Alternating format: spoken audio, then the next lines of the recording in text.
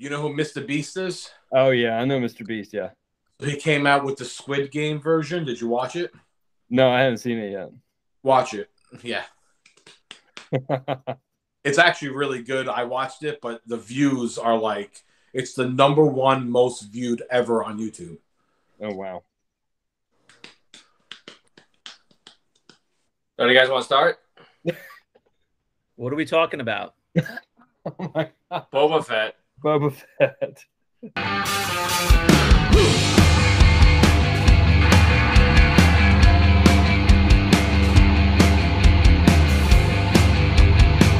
Hey everyone, welcome to another episode of 5 Idiots Talking Toys. We are a toy collector podcast every Sunday night at 9 p.m. Eastern Time. Home base is on YouTube, so you get to see the collections that we share, the items that we talk about in our stupid faces. And you can also listen to us on Spotify, on Apple Podcasts, on, I think, Stitcher, a bunch of different places. So check out 5idiotstalkingtoys.com. That's our home base, so you can see everything related to the show. And you can also collect with us now on rogue5toys.com. So hit us up on the socials, subscribe to the video, to the channel here, like this video, and we appreciate you joining us. John's here, Brandon's here, Christopher's here, Charles is here for another Sunday night of fun. Tonight's topic is Boba Fett. We're very excited for the new show. There's a lot of collectibles that are going to be coming out. There's a lot of collectibles that are hot right now. Guys, what are your thoughts on the trailers? We've had 2 trailers, similar, some different scenes. Charles, what did you think of Book of Boba Fett latest trailer? Not too fond of it. I don't know. They didn't really show us that much, but whatever they showed us, it doesn't look great. My son loves it, though. He watches it every single day. I have to show it to him once a day. So for him, he loves it. For me, not so great. Do you think it's already going to be a step down from Mandalorian? Did you like originally what you saw with Mandalorian when it was first having a trailer or the first episode, etc.? Yeah, I watch Mandalorian probably 100 times already. My son watches it every day. That's all he wants to watch. So maybe it's the same for Boba Fett. Not really sure yet, but for that little 30 seconds they showed us, doesn't look that good, but we'll see, I guess. Okay.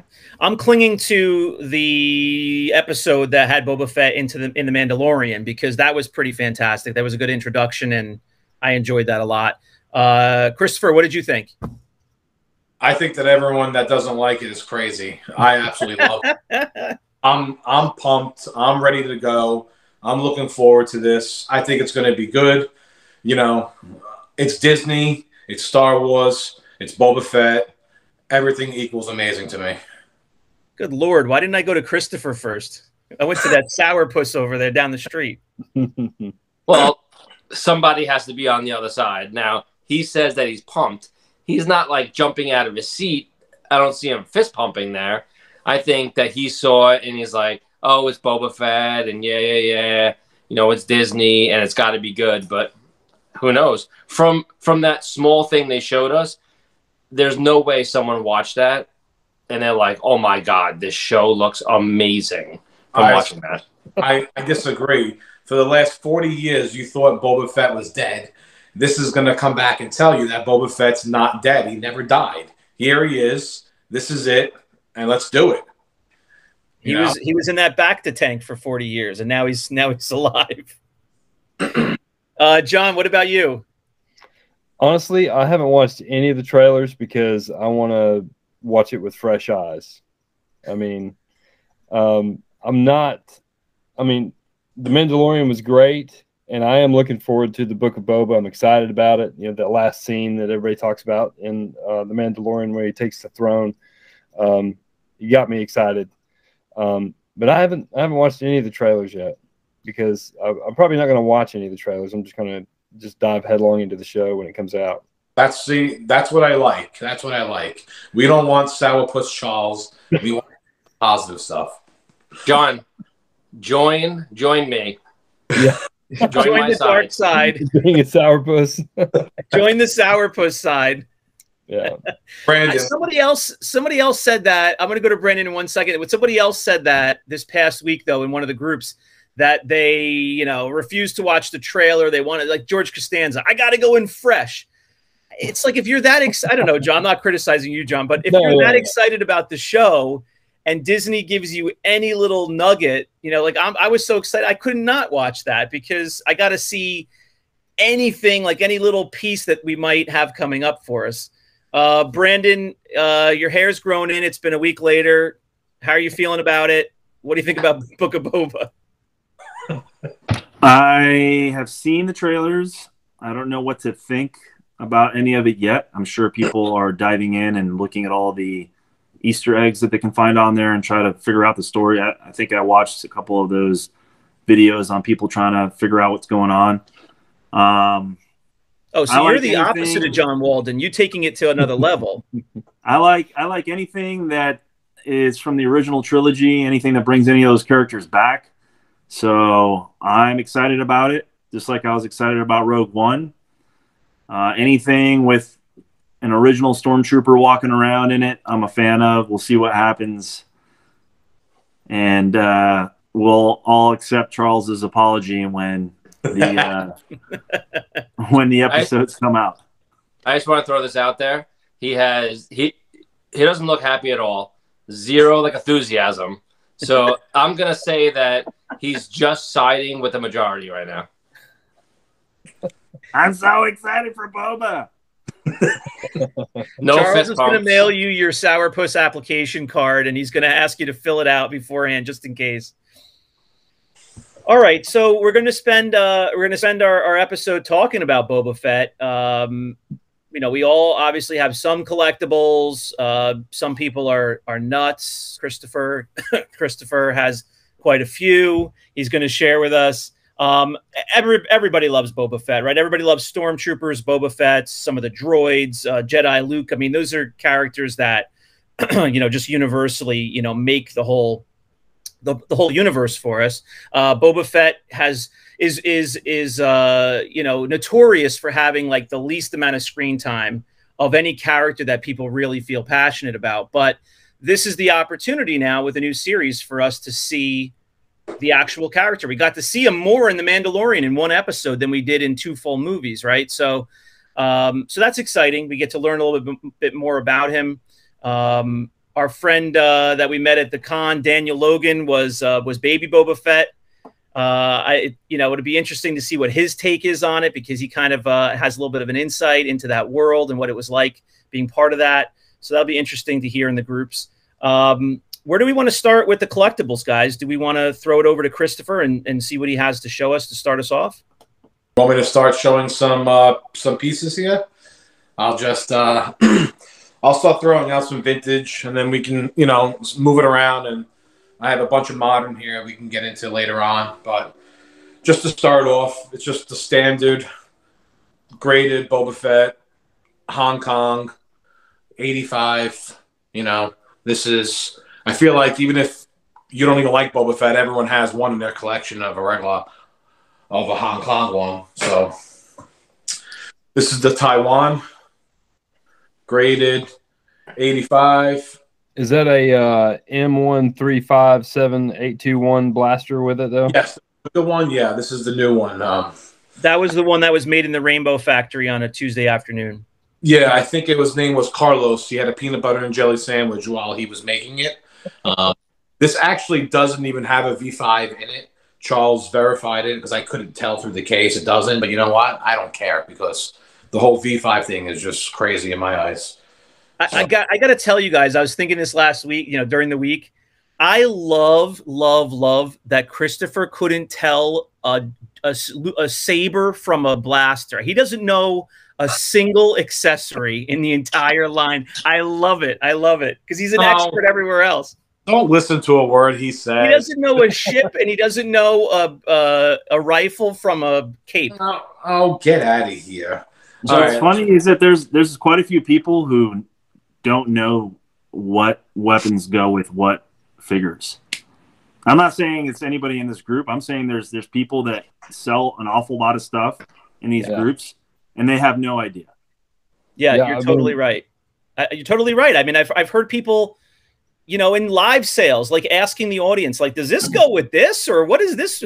What character does this go with? And you know, it's, you know, it's a limited line. Like, we should all know that at this point. Like, generally, what weapon goes with what, right?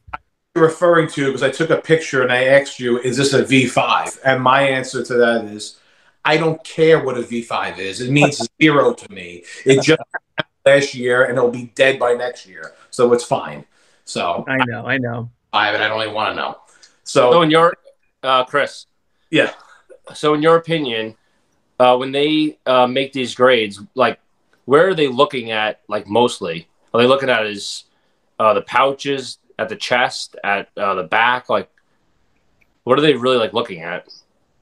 Well, with Boba Fett, he's one of the most like painted characters. I think he has like the most colors on him.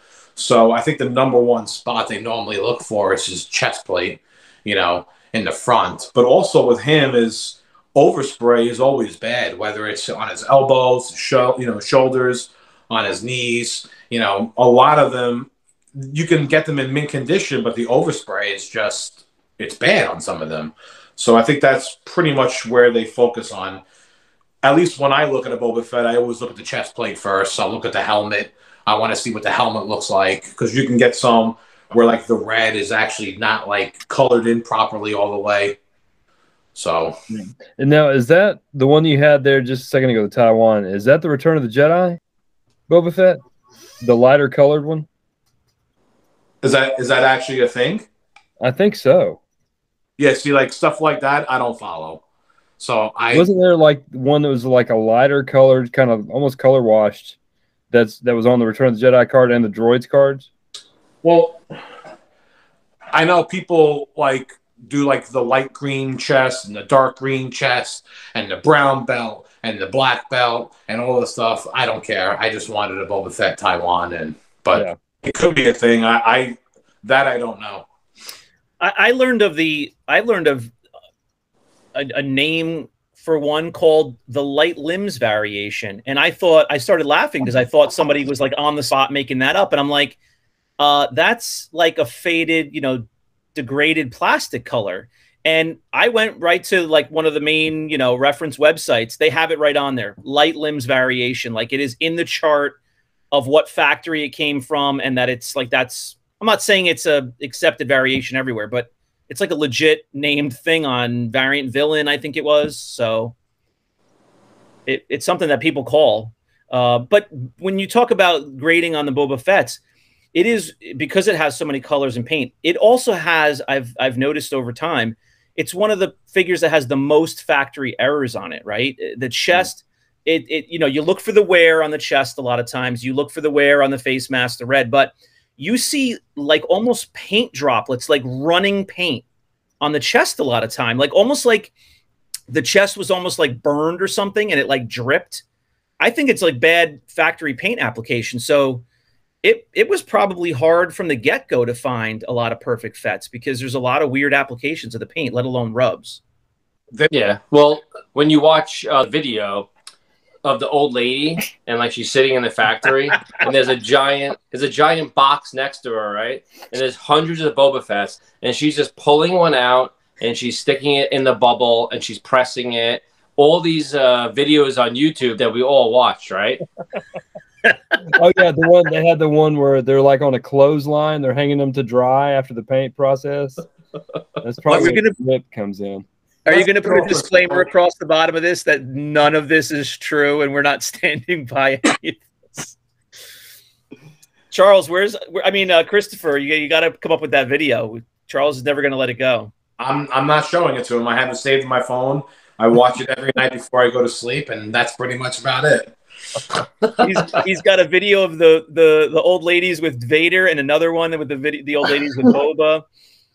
What you're talking about, the chest paint, how you see like running paint, I think it's because he had so many colors on him that when they painted the chest paint, they probably moved on to another color on his body and they never waited for it to fully dry.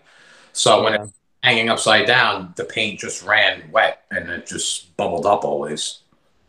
What's up with the like? Is that overspray for the like the painted dart Boba Fett and all that? I've never seen a painted dart Boba Fett, but I hear about him all the time. Do you know what I'm talking about? Have you heard the painted dart? I don't even know. Oh, the dart. Painted dart, yeah. I've heard about it. Yeah. Yeah. They have like a painted dart, an unpainted dart, and then they have the painted knee and unpainted knee. So you can get like an unpainted knee with a painted dart, or you can get a painted knee with a painted dart. And again, that's another whole mix match of technically variants because they do label it. I know they used to. I don't know if they still do, but they did label it on the label, unpainted dart, and whatnot. So I saw somebody recently with an unpainted shoulder. So, I mean, that might just be a factory error, like a one-off. But there's all kinds of, stuff that pops up. When you watch the YouTube video, some of the rookies who started in the factory, like the old ladies who had the glasses on and just like super old, they were just slapping these Boba Fetts and they were just missing spots on them. Now all of a sudden we have variants and everything on these. Well, when you start talking about the painted knee and unpainted dart, I think you're pretty much talking about like the tri-logo one, the PBPs. Those are always the ones that are like that. So this is actually an unpainted dart. If you look closely, his dart is unpainted, and then his knee is painted. Yeah. This is usually a figure that is usually, attributed to that. This is graded in 85. Again, very hard to find. You don't find these in good condition. I had a couple of them. I got rid of 2 of them recently just because the price was just... You just threw them out? I just threw them out, yeah. What is that one worth, you think? Probably like 7, because I sold my 80 plus for $575, so maybe even like $758 actually now. I wouldn't be surprised, but here's like the top one. So this is the Lily Letty Boba Fett, but with him it got graded a 90. Oof. And I don't know how many 90 Lily Letty's Boba Fetts there are out there. He's another one, a very, very hard figure to grade. Even just a Hong Kong and Taiwan. He's everywhere, but we're talking about with the paint and condition, and plus his playability. Everyone played with Boba Fett. Who did not play with a Boba Fett? Maybe Charles. He hates Boba Fett. Yeah, he Charles. Didn't even watch the show. Maybe it wasn't like a Lobot where the Lobot sat there never being unplayed, but Boba Fett was always played with. Probably there with Prune Face. Prune Face was a very playable figure. So I've seen 3 of those 90 grades. No, you have not. Yep. Yeah. I went to your house more than 3 times, but I looked at it 3 times. Because I could tell you right now the offers that I have gotten for the 90 graded Fett, we're talking like $2,000 and up that I have received to this, and I tell him no. Charles said that he used to have one, and you took it from his house when he was on vacation, and you went and you bought tacos and enchiladas. Is that correct? I actually got a 3-pack of soft tacos, with the hot sauce. He only goes hot. Did you buy that graded? It's a really nice Lily Letty, because I've seen the video. It's not on YouTube. It's on Vimeo, where they go with the old ladies in the factory. And back then, they used to use straws. They would just put the paint in their mouth, and they would just blow it right on the figure. And that's where you get all that overspray from on the Lily Lettys. So what's the backstory on the Boba? On the 90 grade. What's the backstory? Yeah. I bought it from one of the guys on the Facebook groups, and I bought it loose, and then I sent it in to get graded, and that's really it. He showed me pictures beforehand. I paid a lot of money for it, at least at the time, because the thing looked absolutely mint. Like, when I sent this thing in, a 90 grade, I was 100% positive it was going to get. I was thinking it actually could get like a 95. Let me see what the overall... So the overall is a 91.4. So that's pretty damn good. That's probably about as good as you get with a loose Boba Fett. Yeah, and like I said, I've never seen another 90 graded Lily Letty Fett before. I'm sure they're out there, but I just never seen one before. But So if anybody knows of one, hit us up in the comments, just out of curiosity, if anybody has one that they want to share or tell us about. Someone just sold an 85, right? Yes, yeah. Someone had an 85 listed on the groups, and it sold for $12.50. But everyone knows when you start touching those high grades, 85, 85 plus, 90, it like the price goes up ridiculous. It just jumps, and especially right now with the way pricing is, a lot of the stuff is staying stagnant, but it seems like the high graded stuff is still booming right now, still really, in demand. So people are paying. So for prices, loose Hong Kong, what's it going for? Loose ungraded? Yeah. Probably like $80, $90 for like a nice one. I think they were hitting over 100 at one point, maybe 110, 105. Now I think $80, $90, for a standard like nice one. And then Taiwan is obviously more money, especially if it comes with this M116 bazooka V5 gun that everyone's talking about and raving about. It's more money for that now, but the blaster's gorgeous. I mean, everybody needs to have one of those. It's fantastic. Why do you have one for sale, Shane? I'm only saying that because I have 3 of them. Eventually, I got to put some Taiwan Bobas up. I have a little collection. I don't have a drawer of them, Brandon. Yeah, tonight's the perfect opportunity for us to see Brandon's drawer. I would actually really like to see the drawer. Well, before we do that, I just want to remind everybody or let everybody know that Brandon's drawers are brought to you this evening by Rogue 5 Toys, and you can visit rogue5toys.com. They're sponsoring this episode. Can you believe it? What? You can. We have a sponsor? What's that? We have a sponsor? We do. We have a sponsor. I'm deciding. Rogue5toys.com. You can come and join the 5 of us and enjoy your collectibles there, ask questions, interact with us. We pass things through our collection. We buy, lots for ourselves because there's pieces we want and other pieces that we'll put up for you guys to purchase. You can, the great thing about it is you can trust the 5 of us. Things are going to get shipped out and packed really well. And there's a community there. So join us there at rogue5toys.com. Back to you, Brandon, and your drawers. I pulled out one thing from a drawer. That's where I ran off to. Is it a pair of underwear? For tonight, yeah. Pulled out. I don't know. You guys haven't covered the 12-inch figures, but pulled out.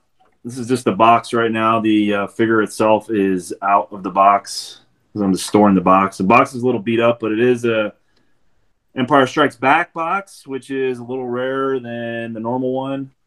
I bought this in a lot with a complete figure. Still has the cellophane in there, the front window. That's one of the nicer items. Well, it's not that nice of a box, but it's one of the rarer boxes. That's one of the things that I did pull out of the drawer. I have a couple other items that we can get to once we move on to the modern type stuff. For vintage, I pulled something else out of the drawer, a 20 back. It's just a back signed by the creator of the Boba figure, Jim Swearingen, who was on the show. If you haven't seen that show, please tune in.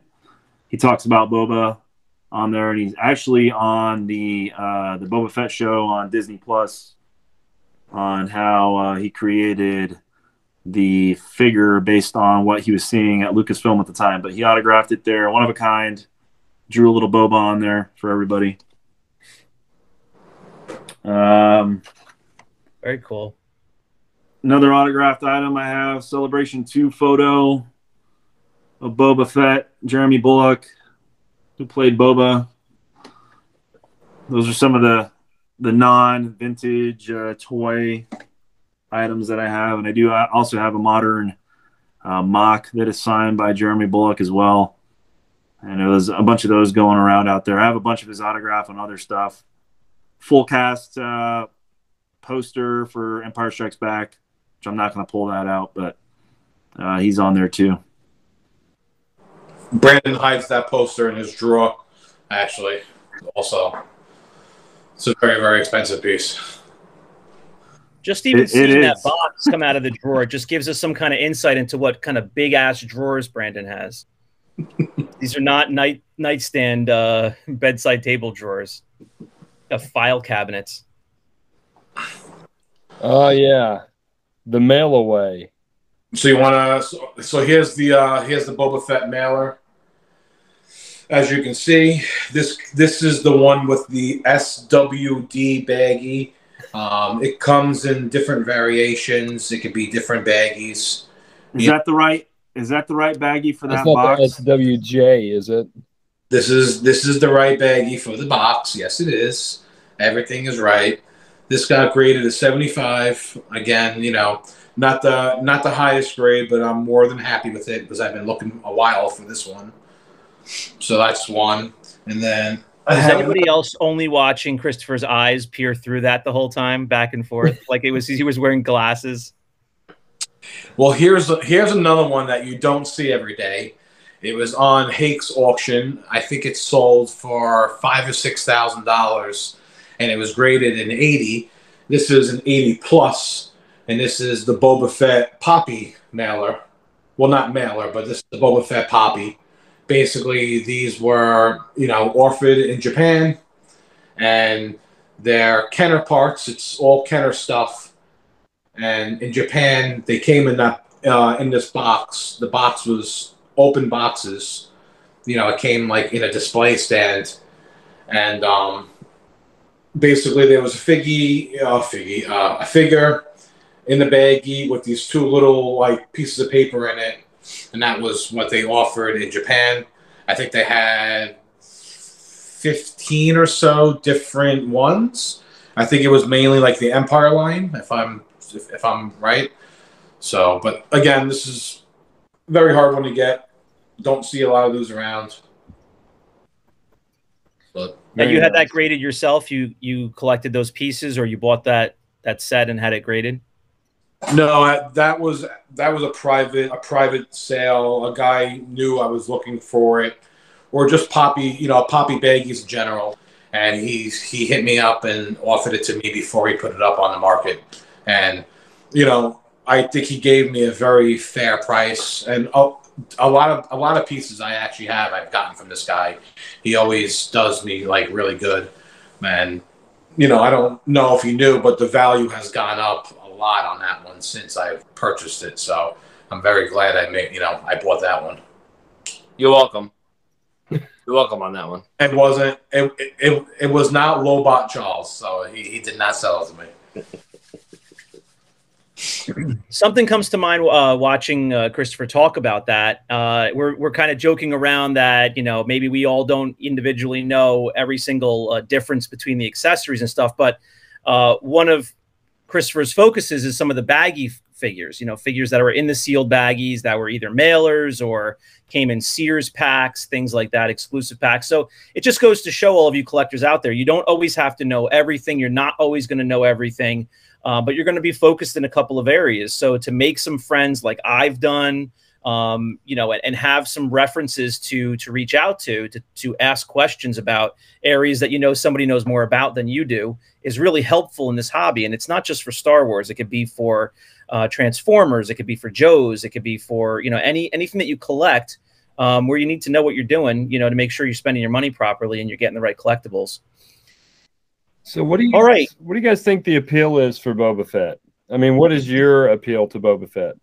Was it just, I mean, I know when I was a kid, it was because there's this mysterious, you know, character that nobody knew anything about. And they all of a sudden started making figures for him. And I remember when they came out with the figures in between Star Wars and Empire. And, you know, everybody anticipated what role he would play. And of course, you know, you get 5 seconds of screen time and 2 lines in the whole movie. But still, he was just this this massive character that just appealed to everybody. What do you think the appeal was for Boba Fett? I think when they first started promoting Boba Fett, he had the rocket firing, missile in the back. So right away, kids are like, I can shoot a missile out of a figure's back. Like, of course I'm going to love this figure. So everyone already was hooked. And then I believe he was in the Christmas special beforehand, so people saw him, and they saw that he looked awesome. And people, so right away, if you're a kid and you're playing with like a Luke Skywalker with a yellow lightsaber and just doing this, bam, bam, bam. Now Boba Fett comes and he's shooting missiles at his back. Of course, everyone's going to fall in love with this thing. So the Christmas special, horrible. He was terrible in it. He really was. His voice. He had more lines in the Christmas special than all of the Star Wars movies, I think. Oh yeah, totally. And you can watch the Boba cartoon, just that portion. The whole holiday special is not on Disney Plus, but that cartoon is under the vintage or throwback category. I just watched it recently because I had never seen it before. It was interesting, but it's not really on that we know. It's on Disney Plus. It's on Disney Plus. You can watch the actual cartoon. It's Chewie flies to a planet where Boba Fett, or where he's looking for something, whatever, I forget, fuel or something like that. And Boba Fett is there riding a dinosaur, like a brontosaurus. Yeah. And he acts really friendly and stuff. And then it turns out he's working for Vader, and he tricks them and he tries to capture them, but it's like 5 minutes long. That sounds absolutely ridiculous. He's riding a dinosaur. He's totally right. He's riding like a Loch Ness monster or a Brachiosaurus or something. But forget about the figure for a second. I know we like to talk about the toys, but when you ask, what is the appeal for Boba Fett, the character, I mean, it's the same kind of with the stormtroopers. I can't get over how amazing he just looks, like how amazing his armor is. He was designed by a designer, which appeals to me as an artsy guy. It's like timeless, like his armor and the look that he has. It's obviously the armor was kind of fashioned after a knight's helmet and some of that, Roman armor from the Roman Empire or the English, whatever, armor. But he just looks so cool. The colors were great. But out of a lot of the different shows or things that I've seen of the history of Star Wars, they used Boba Fett on purpose. It was absolutely the plan from Lucas to promote the next movie. That's why he came out, before any of the other figures from Empire Strikes Back as a toy. But you can see like clips of him in a parade in a small town in California, promoting like locally. He's walking around. It was the first time that anybody physically wore the Boba Fett armor to promote the movie. So it was smart. I think that the lore of him grew, the folklore of him grew from the very beginning because he represented Star Wars 2. One of the first things that I think of when I hear about George Lucas and Kenner and just the whole thing is, no matter how good the movies were, they were a marketing genius. And especially for their time in the late 70s and the early 80s, they did everything, for the first time themselves. And they were just like a genius with how they marketed all the stuff. Yeah. And one thing that always gets me that I wish I knew the answer for, and I don't think we will ever know, is how much of the story and the characters came from Lucas, which we know a lot, and like most of the story and characters. But then you see all of the artwork from Ralph McQuarrie. And the artwork is will just melt your mind. Like if you see some pieces that you've never seen before, and then that was the prelude into what those characters look like in the movie, it's unbelievable. Like how cool he designed the ships and the droids, and the early things of Yoda were kind of funny looking, but just all the different characters. He gave the look to the characters that Lucas supposedly created. So the divide between how cool, a Boba Fett is, how much of that came from Lucas. Like he might have just said, like, I want this bounty hunter. He's going to wear armor and he's not going to talk a lot. And then Ralph McQuarrie designed what he was going to look like, and that's why we love Boba Fett. I don't know what the percentage is, but that the artist is a huge part of why we love Millennium Falcon, TIE Fighters, AT-AT Walkers, Boba Fett, Stormtroopers. Stormtroopers wouldn't look like that without the artist, creating them to start with. So I'm sure Charles hates all of that, so don't worry. No. Whatever they did, my son is 3 years old, and he watches all this stuff now, and all on his own, loves Boba Fett. Loves Boba Fett. And I think he loves Lobot just because I hate him. But Lobot is probably number 2 for him. And you know what's a good measuring stick for that? And we talk about the timelessness and whatnot, and the way the characters are designed. We all have, many of us have little kids, and they love these figures that shows they're timeless. If I put on an episode of Thundercats or something random like that, my kids want to jump off the roof. Like, they could care less. They want to do anything else besides watch some of the other things I think they're going to like. But Star Wars, they're glued. My son was sick today, didn't feel good. All he wanted to do all day long was watch Return of the Jedi. Didn't want to do anything else. So what does your wife say? She's all part of it now. Like, she's been broken down. She, loves putting it on for the kids because they love it. She likes that I like it. She doesn't have any choice, but she goes along with it. But she knows enough that she could honestly be on the show and speak about what we're talking about because she hears it all the time. And then your wives might be the same too. They know the characters. They know what the storylines are. Brandon, what do you got over there? Oh, yeah, I've been waiting for this. This is my other 12-inch. I dug this one out as well. Figured we might as well do it. We've been waiting to see your 12-inch. Aren't we all? Not folded. Not even taken out of the box. Complete. Still has the plastic on it. What's funny, I was reading the label, and apparently the rocket wasn't a rocket. It was a grappling hook. Oh. So I'm not buying that. That's pretty funny. I'm going to say false on that. False, yeah. They didn't know it was a rocket firing. They thought it was a grappling hook back in the day. Oh, like the marketing, the package design and stuff. Yeah, the package on the back says grappling hook. That thing is absolutely gorgeous. How is that box as nice as that is? I can't even believe it. It's very, very nice. Where'd you get it? Got it at ICC Con. You guys were there. Oh, that's the one you got. I didn't know you got that there. Okay. Oh, you used like 40 pounds of cardboard, and we're folding it all like which ways so you can make sure it stays straight. So it can stay straight on the flight back. Yeah. Gotcha. Oh, is that the one that you bought an extra airline ticket for and you had it strapped into the seatbelt next to you? Exactly. He actually had that one sleeping in a room with me and Charles because there was a 2-bed, and they threw me out of the bed and put that in the bed instead. I think if that's straight as a board, never folded. If that's what you got from who I thought you got it from, that's probably the best deal anybody's ever got from that guy. Am I right? Yeah, I don't remember. I can't remember. It's been too long to remember who I got it from, but you're probably right. But you did get I got a good deal on it. Yeah, which is surprising considering who you got it from.